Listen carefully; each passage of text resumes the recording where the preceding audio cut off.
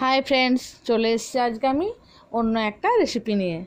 এই যে দেখতে পাচ্ছেন, আমি নিয়ে নিয়েছি সুজি, এখানে নিয়ে নিচ্ছি আমি রেড করা গাজর, দিয়ে দিলাম আন্দাজ মতো নুন, আর নিয়ে নিয়েছি আমি পেঁয়াজ কুচি।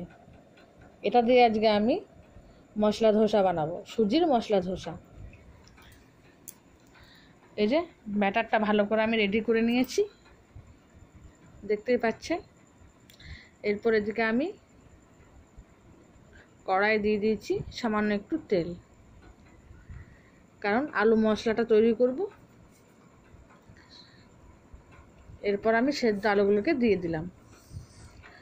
সুজির মশলা ধোসা কে কে খেয়েছেন আমাকে কিন্তু অবশ্যই কমেন্ট করে জানাবেন।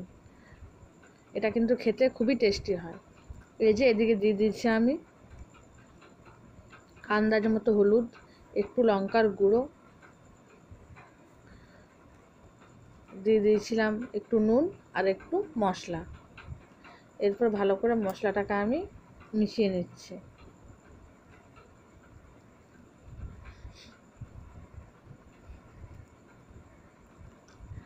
এই যে দেখুন, রেডি হয়ে গেল মশলাটা।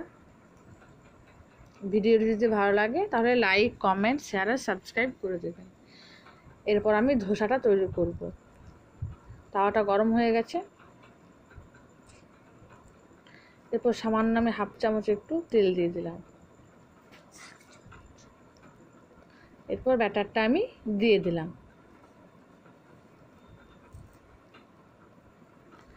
এরপর ভালো করে আমি গোল করে শেপ করে নেব।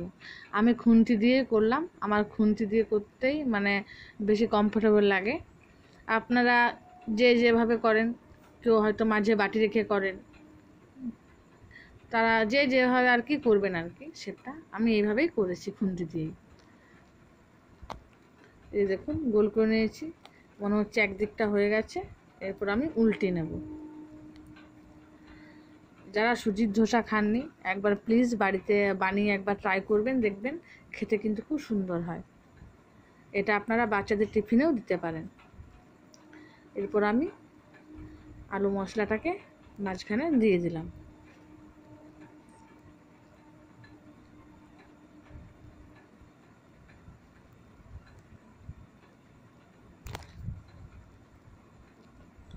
এরপর আমি দুদিকটা ভালো করে মুড়ে নেব।